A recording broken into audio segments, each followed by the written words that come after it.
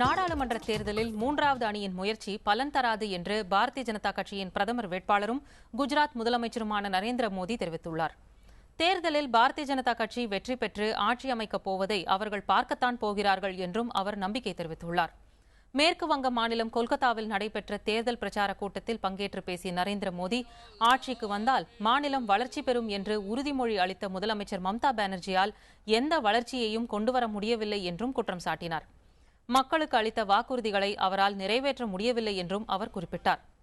தெலங்கானா விவகாரத்தில் காங்கிரஸ் கட்சி மக்களை குழப்பி வருகிறது என்று குற்றம் சாட்டிய நரேந்திர மோடி, காங்கிரஸ் உள்ளிட்ட கட்சிகள் சிறுபான்மை சமூகத்தினரை வாக்கு வங்கி அரசியலுக்காக பயன்படுத்திக் கொள்வதாகவும் கூறினார்.